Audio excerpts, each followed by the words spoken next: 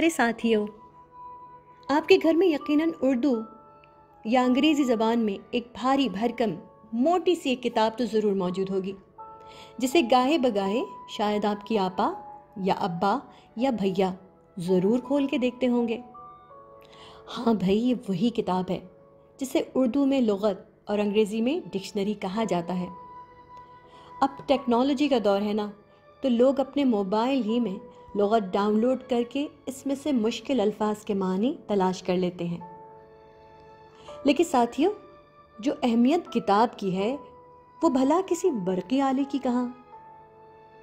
अच्छा तो दोस्तों, हम आपको बताते चलें कि आज जनाब शानुल हक हक़ी साहब की सालगिरह है। आपका नाम ऑक्सफोर्ड अंग्रेज़ी उर्दू लुग़त के हवाले से नहायत मशहूर है। और क्यों ना हो भाई, आखिर लुग़त की तदवीन, उसकी तैयारी, इकट्ठा करना कोई बच्चों का खेल तो है नहीं। इसमें तो बेहद मेहनत लगती है। आप खुद ही बताएं, लाखों अल्फाज का दुरुस्त मफ़हूम और उनका तलफ़्फ़ुज़ ढूंढ कर एक जगह इकट्ठा करना कोई आसान काम है क्या?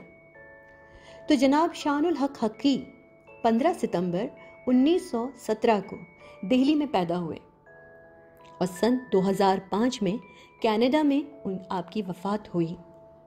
आप उर्दू ज़बान के नहायत उम्दा शायर, मुसन्निफ़ और सहाफ़ी होने के साथ साथ ब्रॉडकास्टर और मुतरजिम भी थे।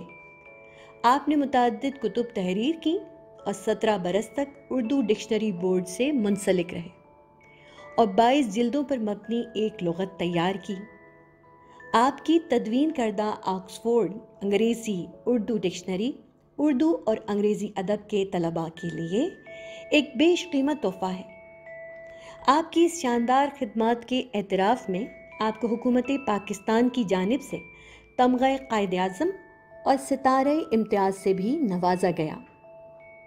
तो साथियों, आप भी लुग़त देखिए और इसमें से मानी ढूंढने की आदत अपने अंदर पैदा कर लीजिए। इस तरह आपका ज़ख़ीरा अल्फाज भी बढ़ेगा और आपका तलफ़्फ़ुज़ भी बेहतर हो जाएगा। अम्मी अब्बा से कहकर आज ही लुग़त मंगवाइए और इससे खूब फ़ायदा उठाइए।